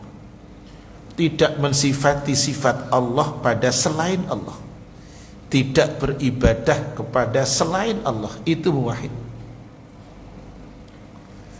Alladzi tashmaluhu kullul fadail al-khassati bil muwahhidin. Yang tercakup padanya adalah keutamaan-keutamaan khusus bagi orang yang muwahhid, orang yang mengesahkan Allah. Wa man atsbata nau'an minha, dan barang siapa yang menetapkan satu macam di antara kesyirikan ini. Anak ulang, barang siapa yang ada padanya satu macam dari 3 macam kesyirikan itu ada padanya, fala yakunu muwahhidan, maka orang itu tidak disebut orang yang bertauhid. Ngono. Jadi disebut orang yang bertauhid ketika bebas dari dirinya tadi 3 macam kesyirikan tadi. bal yantabiqu alaihi, maka dia tergolong atasnya, sebagaimana firman Allah Ta'ala. Silahkan untuk dibaca Mas, suratnya 6 ayatnya 88, monggo.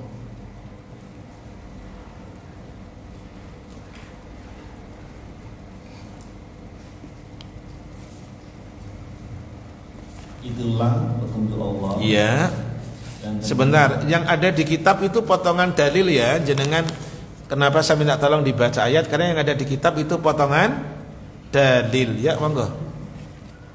Itulah petunjuk Allah yang dengannya Dia memberi petunjuk kepada siapa yang dikehendakinya di antara hamba-hambanya. Seandainya mereka mempersekutukan Allah, niscaya lenyaplah dari mereka amalan yang telah mereka kerjakan. Ini tidak disebutkan syirik besar atau syirik kecil para tamu Allah. Intinya melakukan kesyirikan berdampak yang dikerjakannya itu tidak bernilai, luluh lantah gitu. Terus suratnya 39 Az-Zumar ayatnya 65, walaqad uhiya ilaika, dan sungguh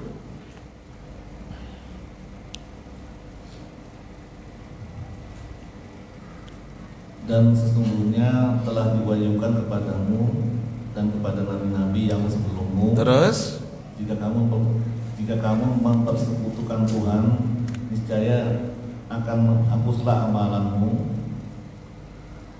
dan tentulah kamu termasuk orang-orang yang merugi. Ini sama Muhammad diingatkan sama Allah, kalau kau menyekutukan Allah amalmu hilang gitu. Taib. Baik syirik besar maupun syirik kecil. Jadi kalau syirik itu pasti akan meluluh lantahkan amal yang barusan dikerjakan. Anda lanjutkan, wa idza taba, ingat di dalam kitab, wa idza taba, apabila si pelaku itu bertobat, apabila si orang musyrik itu bertobat, wa nafa asyarika, dia menghilangkan kesyirikan pada dirinya, fayakunu minal muwahhidin, maka dia termasuk orang muwahhid. Maka dia termasuk orang yang bertauhid. Siapa bertaubat? Jadi ada kata kuncinya bertaubat. Taba bermakna roja'a, kembali kepada jalan yang benar. Kuncinya satu, taubat. Ingat, karena ini kesalahannya dengan Allah, taubatnya ada berapa syaratnya? Saya ulang. Saya udah nanya 3 kali nih. Kayaknya pertanyaan Munkar Nakir kabeh kayaknya. Berat. Saya ulang. Karena kesalahannya kepada Allah, jadi ada berapa syarat tobatnya? 3. Jangan takut salah Mas, jawaban lah, mantap. 3. Yang pertama, karena salahnya dengan Allah, kekeliruannya dengan Allah, tobatnya 3 caranya. 1, al-iqla, berhenti, stop. 2, an-nadam, penyesalan. Yang ketiga, al-azmu alla ya'uda ilaiha abada, berteguh hati, berazam, berkomitmen untuk tidak mengulangi dosa maksiat itu sampai kapanpun. Itu tobat. Makanya di dalam arba'in Allah menggunakan syarat. Antum siap-siap buka arba'in. Maka di dalam arba'in Allah membuat syarat. Saya akan temui kamu dengan seberapapun dosamu, yang penting kamu tidak ada kesyirikan. Gitu kata Allah. Syaratnya itu. Nah, untuk tidak ada kesyirikan, tobat dulu kan tadi. Prosesnya itu dulu kan, gitu loh. Karena Allah bikin syarat itu. Yuk buka arba'in. Ini ada dalam arba'in, hadis qudsi, nomor hadisnya terakhir 42. Monggo.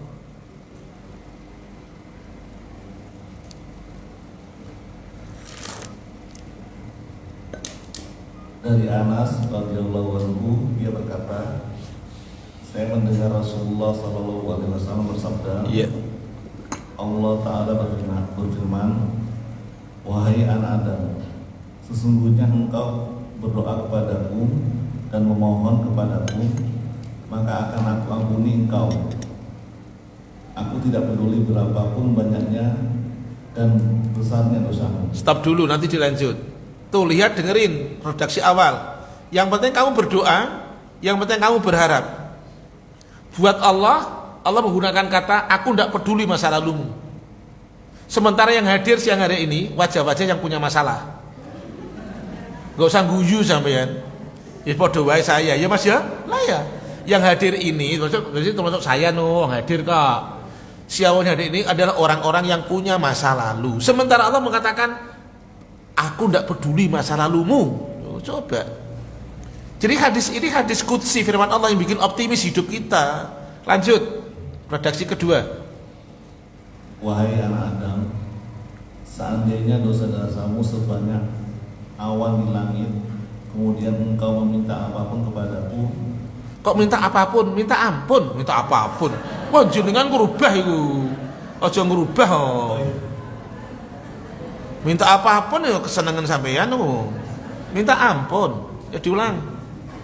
Wahai anak Adam, Nah, seandainya dosa-dosamu sebanyak awan di langit, kemudian engkau minta ampun kepadaku, niscaya akan aku ampuni. Tuh, redaksi awal itu doa.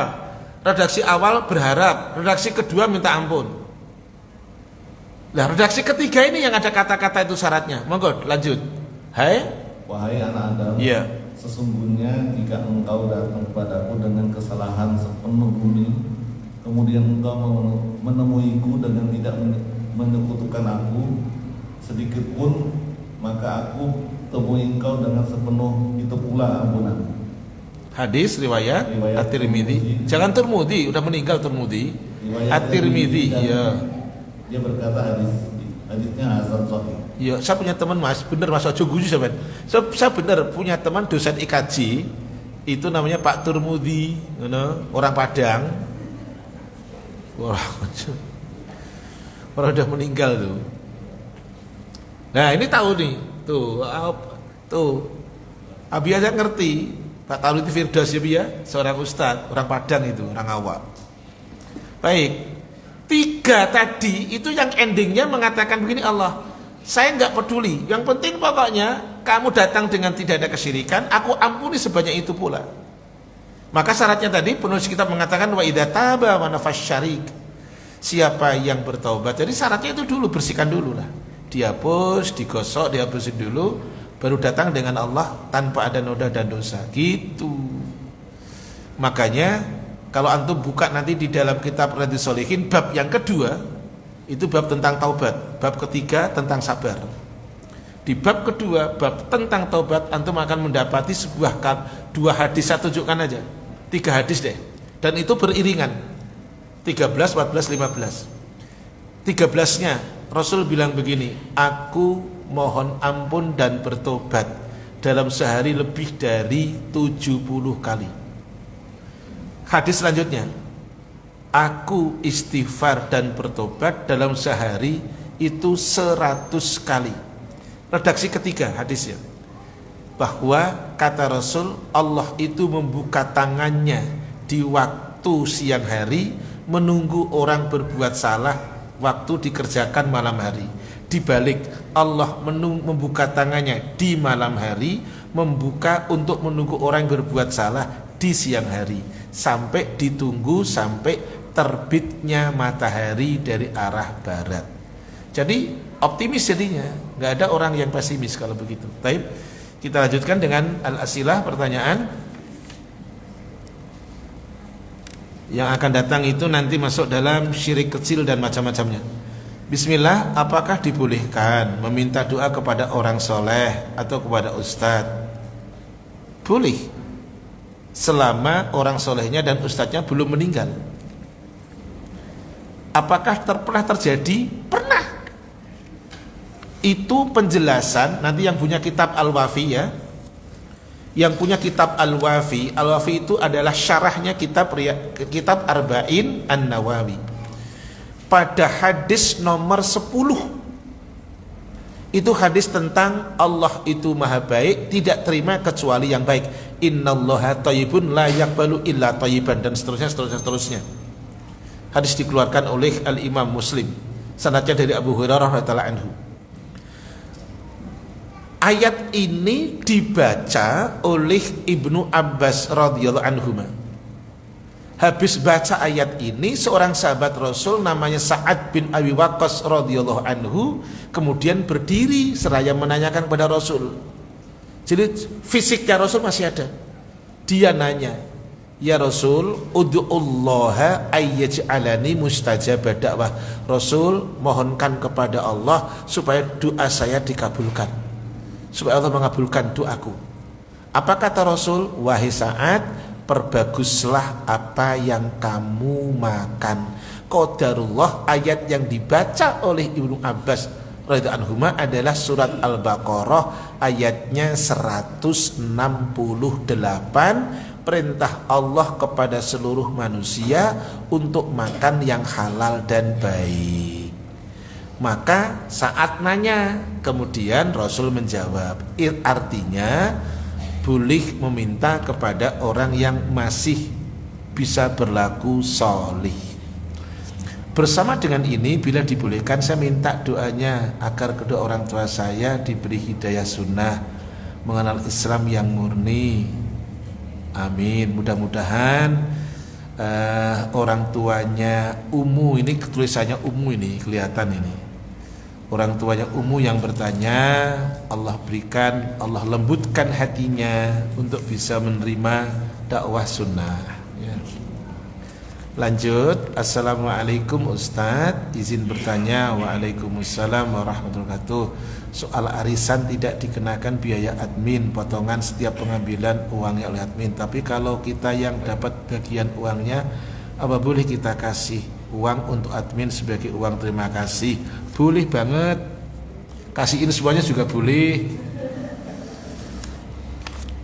Lo ya, itu termasuk adalah apa namanya bertaawun ya, tolong menolong. Tolong menolong itu surat apa dalilnya? Ini pertanyaan keempat Munkar dan Nakir yang ini, ya kan? Coba tolong menolong surat apa tuh? Surat 5 ayatnya 2 ya. Surat 5 ayat berapa? Ayat 2. Wa ta'awanu 'alal birri wat taqwa. Awalannya ya ayyuhalladzina amanu. Atau jenengan buka di Arba'in nomor hadisnya 36 ya. Nanti dibuka di rumah. Biar tidak geblebekan dalil, makanya tak suruh gitu. Dalilnya surat 5 ayat 2 ya tak? Nanti baca sendiri di rumah. Dan Arba'in nomor hadisnya berapa? 36. Man nafasa an muslimin.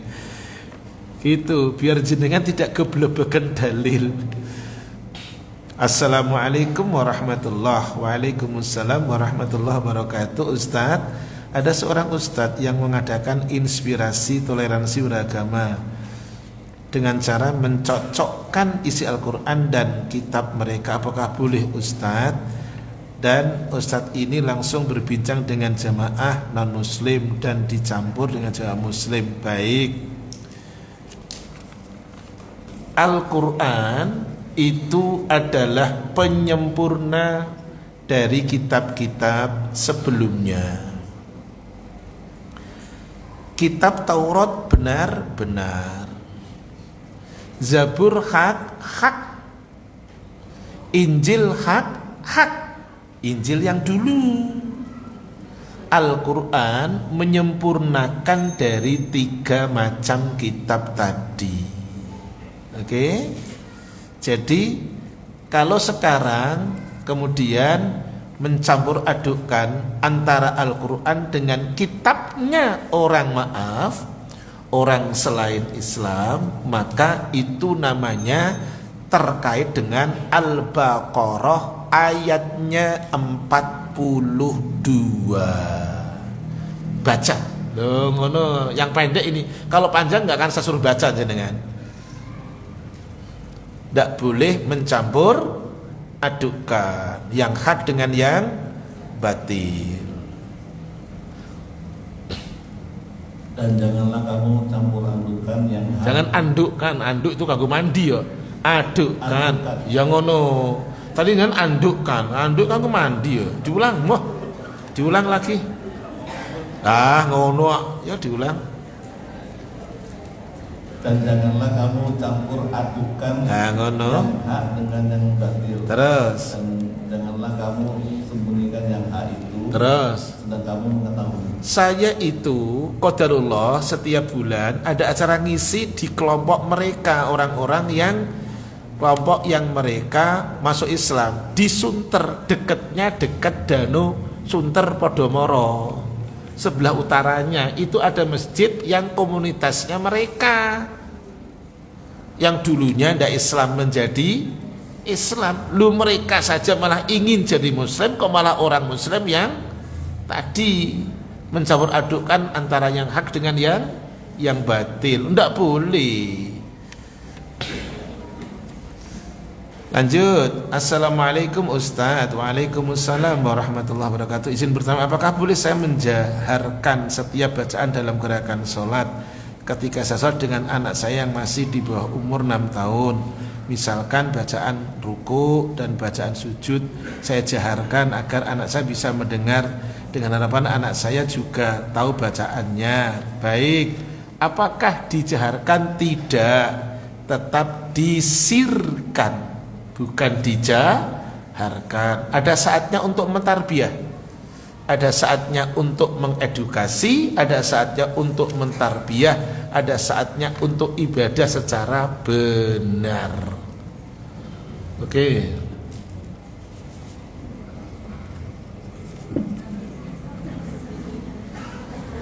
Tisune wis entek kayak aku. Sapa rasah dino. Tisune mendelep ngisar ya, Rek. Wis apa ya, lanjut.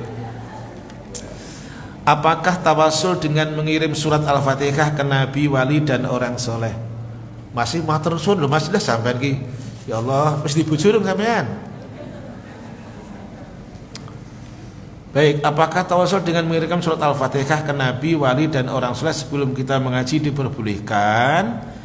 Tidak ada contohnya yang demikian. Yang ada contoh bersedekah dengan sesuatu yang pernah disampaikan oleh Sa'ad bin Ubadah. Sa'ad bin Ubadah itu seorang sahabat, ketika ibunya meninggal dia nggak ada di sampingnya. Nah, ulang. Sa'ad bin Ubadah radhiyallahu an, matur nuwun. Tadi mendelep ya. Jadi ketika ibunya meninggal, dia nggak ada di sampingnya. Kemudian dia menyampaikan kepada Rasul, ya Rasul, inna ummi tuwfiyat wa ana ghaibun anha. Rasul, ibuku meninggal, saya nggak ada di sampingnya.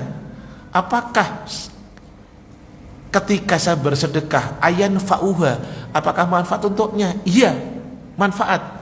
Maka kemudian dia fa'ushhiduka annaha itil mikhraf atasaddaqu anha. Maka dia mengatakan, kalau begitu Rasul, saya bersaksi kepada engkau sebagai utusan Allah bahwasanya kebun kurma saya yang siap berbuah akan aku sedekahkan untuk atas nama dia. Loh gitu. Jadi bukan bacaan Al-Quran, walaupun ada sebagian yang mengatakan ini khilaf. Wallahu ta'ala a'lam. Tapi mesti harus didukung dengan dalil, ya. Assalamualaikum Ustaz. Waalaikumsalam warahmatullahi wabarakatuh. Bagaimana menghadapi menasihati anak yang tidak mau membaca Al-Quran, padahal setiap hari anak tersebut selalu diingatkan? Konteksnya mesti tidak hanya anak, suami juga. Gitu. Ini agak kurang pertanyaannya. Gimana Ustaz menghadapi menasihati anak dan suami? Mesti gitu mestinya ini. Yang tidak membaca Al-Quran padahal setiap hari anak tersebut gitu. Baik. Kuncinya adalah SABAR. Tidak ada lain.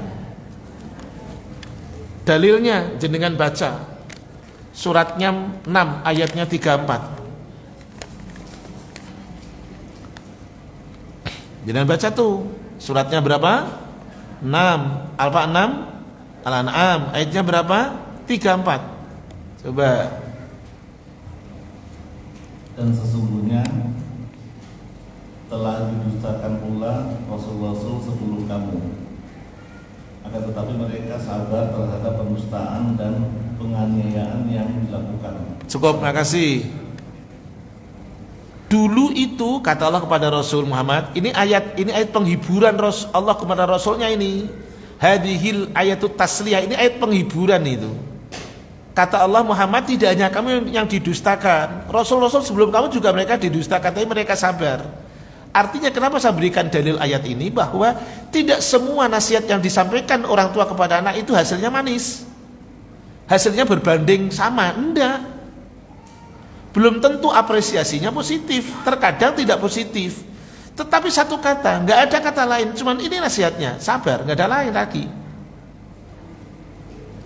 Kalau toh perlu dipukul, benar ada kata memukul, tapi itu dengan kata yang tidak melukai, gitu. Jadi bahwa orang tua dituntut sabar, nggak ada kata lain, nggak ada kata lain. Bersabarlah seperti sabarnya Nuh, udah gitu aja deh. Nuh itu Rasul pertama yang mendapatkan gelar Ulul Azmi. Ada 5 Rasul, ada Nuh, ada Musa, ada Ibrahim, ada Isa alaihissalam, dan ada Rasulullah SAW.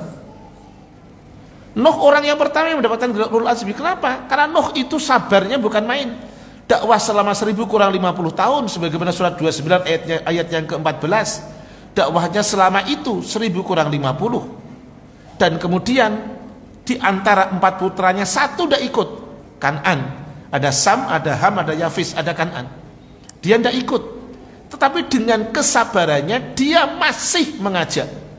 Sebagaimana surat yang ke-11, surat Hud ayat 42. Ayat 43 dakwahnya ditolak oleh anaknya. Ayat 44, 45, ayat yang ke-44, maka kemudian difirmankan, anaknya ditenggelamkan. Ayat 45, Nuh merajuk kepada Allah, ya Allah, dia buah hatiku, dia anak kandungku, Engkau hakim seadil-adilnya. Artinya Nuh minta kepada Allah supaya Allah mengabulkan, supaya Allah mengampuni anaknya. Ayat 46, Allah memberikan keputusan, Nuh, dia bukan keluargamu.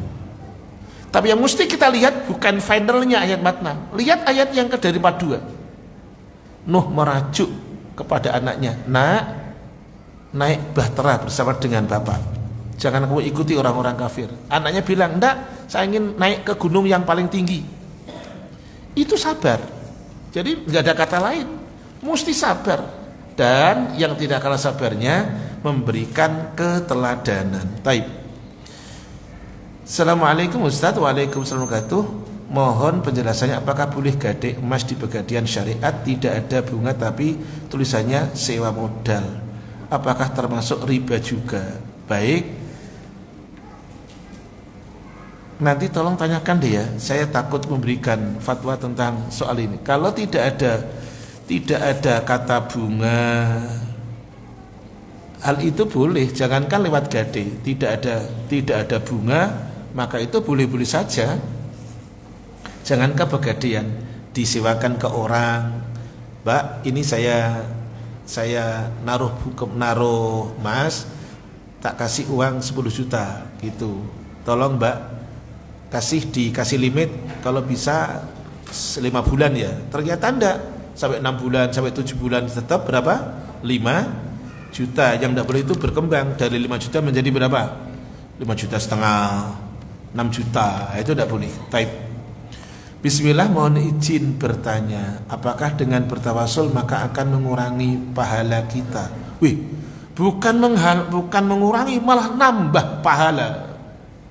Kenapa? Bertawasul itu bagian dari ibadah. Contohnya bertawasul tadi, amal solehnya bakti dengan orang tua disampaikan ke Allah, amalnya baca Quran disampaikan kepada Allah, amal-amalnya pokoknya baiknya disampaikan kepada Allah. Taib. Sampai di sini dulu. Terima kasih atas kerjasamanya. Syukran bikutumikum fi hadzal makan fi baitillah al-ikhlas wa jazakumullahu khaira. Insyaallah di yang akan datang kita akan berbicara tadi asyirkul asghar wa anwa'uh. Subhanaka Allahumma bihamdik asyhadu an la ilaha illa anta astaghfiruka wa atubu ilaik. Assalamualaikum warahmatullahi wabarakatuh. Waalaikumsalam warahmatullahi wabarakatuh. Saya akan bercerita. Jazakumullah khairan atas apa yang sudah disampaikan. Untuk pengajian berikutnya pada Sabtu tanggal 5 Oktober jam 9 pagi oleh Ustaz Abu Sultan Al-Ridi dengan tema putus asa adalah penyakit hati. Semoga kita dimudahkan dalam menuntut ilmu syar'i. Amin ya rabbal alamin. Barakallahu fikum. Wassalamualaikum warahmatullahi wabarakatuh. Waalaikumsalam warahmatullahi wabarakatuh. Ustaz, Afwan Ustaz. Ji. Ketika ada Sudah sebentar. Kayaknya saya lihat wajahnya Pak Mono deh kayaknya. Ada hadir ya Pak Mono ya? Oh,